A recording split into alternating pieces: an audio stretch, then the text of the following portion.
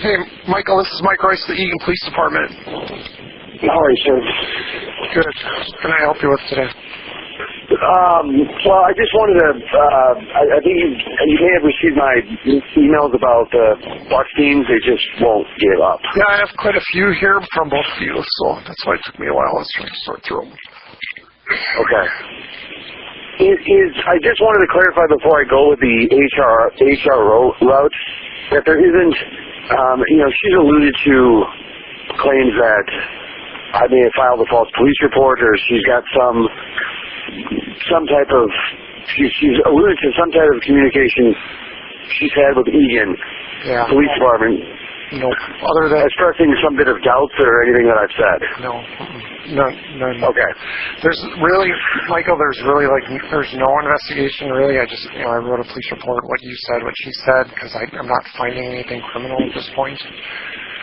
As far as the accusations of slander, defamation, or threats of lawsuits, those are all things that would be covered on kind of the civil side, which is handled by attorneys and not local law enforcement. I'd like to help you with that, but I don't have the authority to help you with that. No, I understand. No, but nothing. So even what she's done in terms of escalating it to, the Twitter account was shut down. We're going to Twitter. All of that stuff, none of that rises to any type of, you don't think rises to any type of any criminal level? Not that I can see at this point. Okay. I mean, I can't charge somebody with, I can't send her a ticket because Twitter shut her down. And I've kind of, so kind of the crux of this, right or wrong, I'm just, from talking to her and listening to her voicemails and looking at all her emails, so she's upset because you posted things on the website, which you can do totally. That's a First Amendment deal, so you can do that. And so that's her explanation to me, is that she's been trying to contact the website administrator, who also happens to be you, because she didn't like things on the website. She wanted them taken off. Am I close? To some degree, yes. I mean, and I understand. I mean, look, and my point in why this is a bit of an issue. I mean, Mrs. Buckstein and her husband. I mean, if they have concerns about what I've written, their recourse is to do a couple of things: pursue civil litigation. Okay.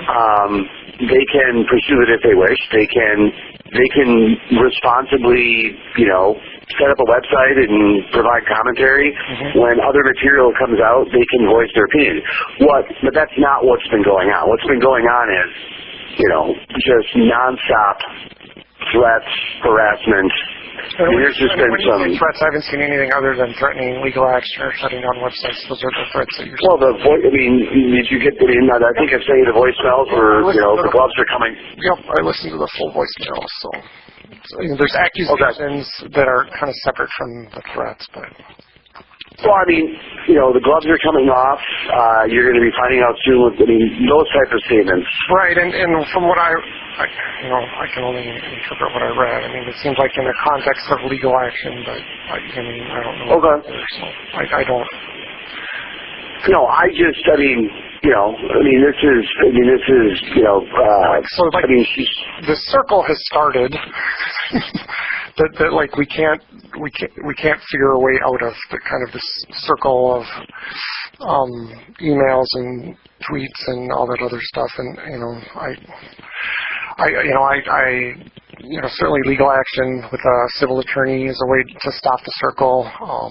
I don't know beyond that. There isn't anything that I really could go to court and after writing. I couldn't write her a ticket and support her in court. I support my findings in court right now.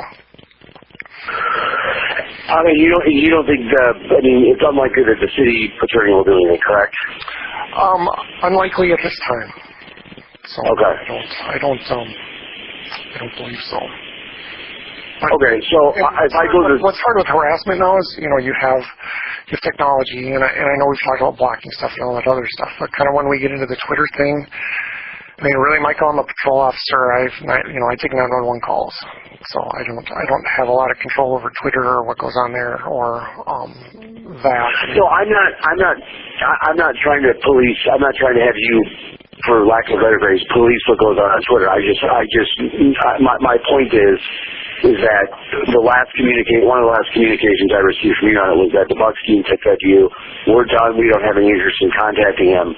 And then what's transpired since then is they've gone on Twitter, and Twitter has gone so far as to suspend accounts from Kimberly for engaging in targeted harassment and targeted abuse. That was my simple point. But with none of this in your I understand that. It's like she's splitting hairs too. So she's like, well, I don't want to contact Michael Brodkorb, but I want to contact the website administrator because I don't think that this stuff is right or wrong. But I think that's the hairs that she's splitting on her end. And you're the website administrator, correct? Well, yes, but that's, I mean.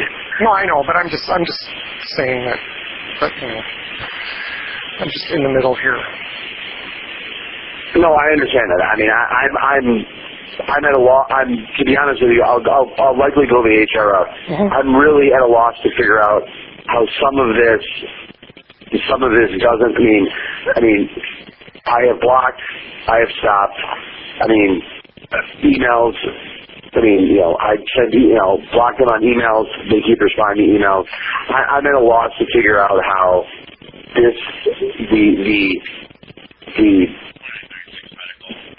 that it doesn't rise to. Well, because we're kind of we're in a gray area too, because it's not. I mean, so it's a public website, so it's not necessarily an individual.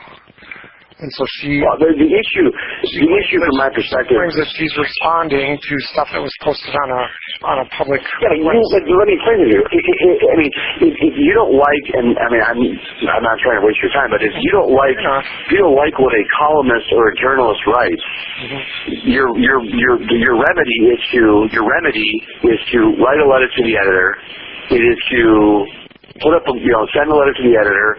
Put up offer a response. It isn't to engage in threatening, harassing behavior, nonstop phone calls, emails, engage in what some of these platforms, I mean she was, Twitter, banned her from engaging in targeted, what they called, for engaging in harassment and targeted abuse. And so there's a whole variety of responsible things that the Bucks teams could do to respond to what they perceive to be as inaccurate stuff. Where I think this has clearly crossed the line is the repeated phone calls, giving instructions of not returning when being told not to make contact, not to do things.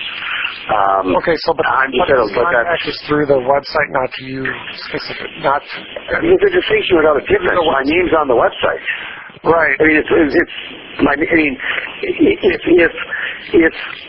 I'm, it's a distinction without a difference. I'm on it's my website, so I don't think it holds any water when they're repeatedly told to not make contact for them to then find some backdoor way in which to do it. And in fact, and so that's fine. I mean, it's if there's a court order or a restraining order, I can enforce that. Yeah, well, I'll just have to go the civil route. What frustrates me. What? Or have a civil attorney send them a cease and desist. That's an option as well. No, that's fine. I guess would just say one last time. I appreciate all your time and assistance, but I'm frustrated that this comes down to basically this is a he said, she said, and it's an allocation of 50-50 responsibility. I don't believe in any way, shape, or form that I've acted outside the scope of the First Amendment. Sure. No. And I don't think I've done anything whatsoever to harass, threaten, and intimidate the Bucks teams.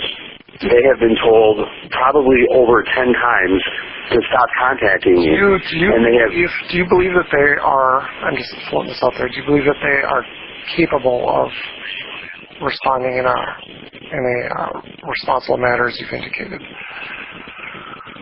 What do you mean, do I have the ability to...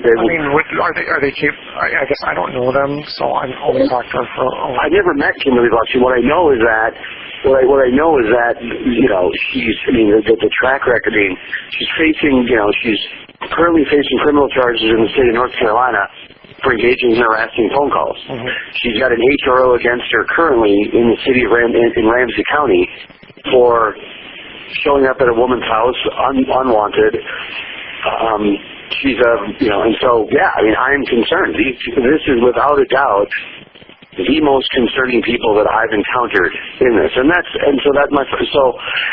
fact that I've done everything by the book. I blocked their phone numbers.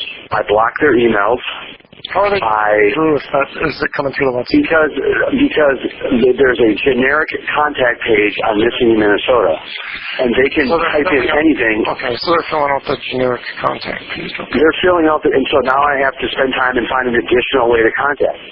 They start sending me 17 messages on Twitter in a matter of 2 hours to the point that it wakes me up. And so then I block them on Twitter, report them on Twitter. Twitter suspends the account. Okay, then starts doing the same thing. I mean, there's just a clear record here. And so I get the point. I get it to a degree, but I just think that this is, and if my only recourse here is to go file an HRO, that's what I guess I'll have to do. But I'm just frustrated that it seems that we're in essence saying that this is basically he said, she said, and I don't agree that their response to what they perceive to be as problematic is a proportional, respectful response. And I'll deal with it directly, but I mean, are there any when they're telling so are there any editorial outlets on your website other than I suppose MinnPost? I guess I don't. Like if she were to write a letter to the editor, as you indicated, how would she go about that?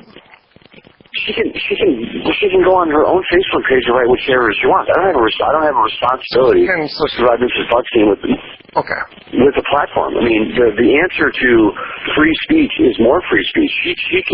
She could have chose to go out on Twitter and respond proportionally and advocate for her side. What she chose to do is to go set up a Twitter account and harass me and violate Twitter's policies.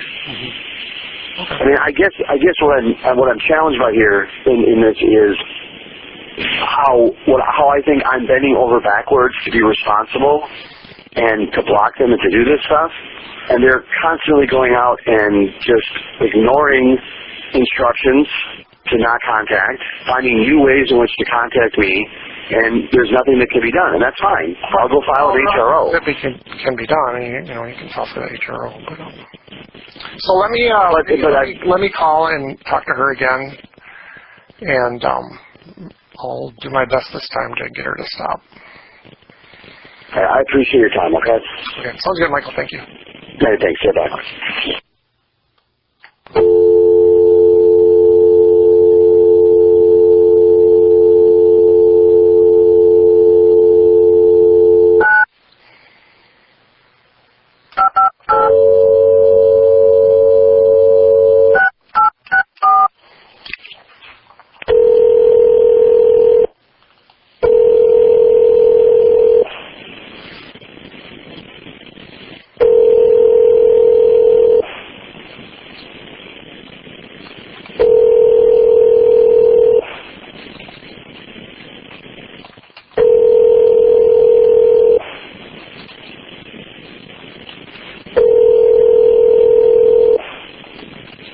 You have reached the voicemail box of 651-558-6864. At the tone, please record your voice message. When you are finished recording, you may hang up or press pound for more options. Kim, it's Mike Rice, the Eagan Police Department. I understand you've been sending several emails to our reception and have called me several times. It also appears that you're still trying to contact Mr. Brodkorb regarding the stuff that he posted on his own website.